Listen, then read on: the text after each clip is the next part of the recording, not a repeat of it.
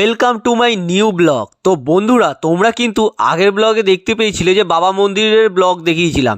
যেহেতু একটা ভিডিওর মাধ্যমে দেখানো সম্ভব হচ্ছে না, অনেক বড় হয়ে যাচ্ছে, সেই জন্য ওটাকে আলাদা করে দিয়েছিলাম। তো আজকে তোমাদেরকে দেখাবো নাথুলা পাস, যেটা হচ্ছে চীন বর্ডারের ভিডিও। তো চলো ভিডিও শুরু করা যাক। তো আমরা এখন চলে এসেছি এলিফ্যান্ট লেকে। তো এলিফ্যান্ট লেকটা তোমাদেরকে একটু দেখিয়ে দিচ্ছি, ভালো করে দেখবে।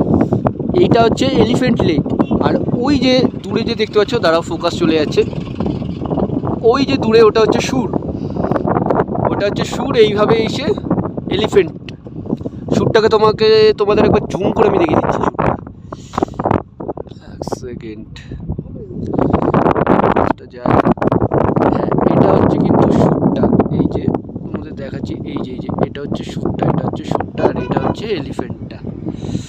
জুম আউট করে দিচ্ছি। আমরা এখন কিন্তু নাথুলা পাসের জন্য এখানে চলে এসেছি।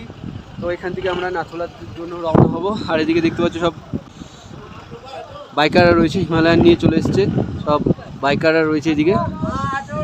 আর তো চলো ওইখানে নাথুলা যে আমরা উঠবো সিঁড়ি বেয়ে, দেখতে পাচ্ছ লেখা আছে ওয়েলকাম টু নাথুলা। আমি একটু এগিয়ে যাই।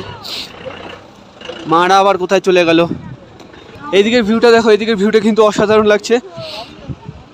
আর এত উপরে যেহেতু খুব প্রবলেম হচ্ছে উঠতে। তো চলো, আমি সঙ্গে করে একটু কুকুর নিয়ে এসেছি। তো এই হচ্ছে নাথুলা, 14,140 ফিট উপরে আছি আমরা এখন। তো এদিকে পাহাড়গুলো কিন্তু কালো কালো পুরো, কারণ এত উপরে কিন্তু অক্সিজেন না পাওয়ার কারণে কিন্তু গাছগুলো পুরো শুকিয়ে গেছে। এখন আমরা কিছু ফটো তুলে নেবো, তুলে নিয়ে ওপরে যাবো। আর এই নাথুলাতে কিন্তু বাবা হরভজন সিংয়ের পোস্টিং ছিল। তো চলো আমরা কিছু ফটো, সিনেমেটিক ভিডিও সব তুলে নিচ্ছি, তারপরে আবার তোমাদের সাথে দেখা হচ্ছে। আমরা এখন একটু স্ট্রিং খেয়ে এনার্জি বাড়িয়ে নিচ্ছি। হাঁটা উপরে উঠতে হচ্ছে।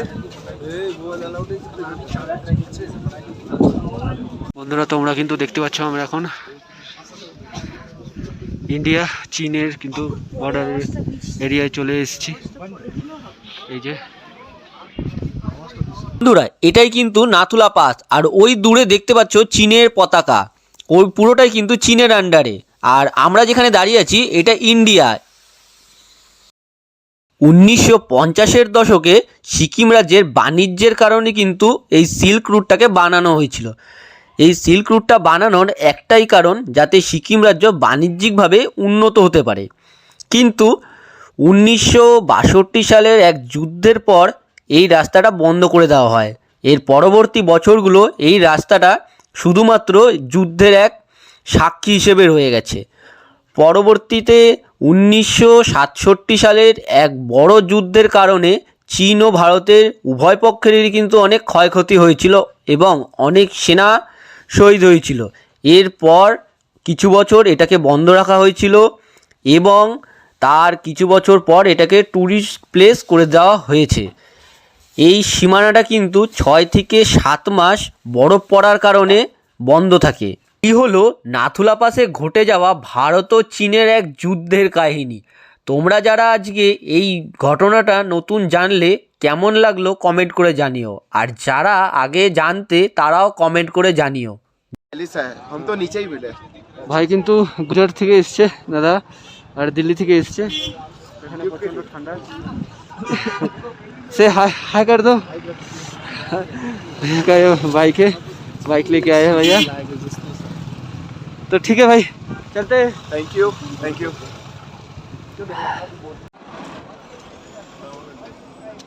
বন্ধুরা, আমরা কিন্তু এখন আছি ছাঙ্গু লেকে।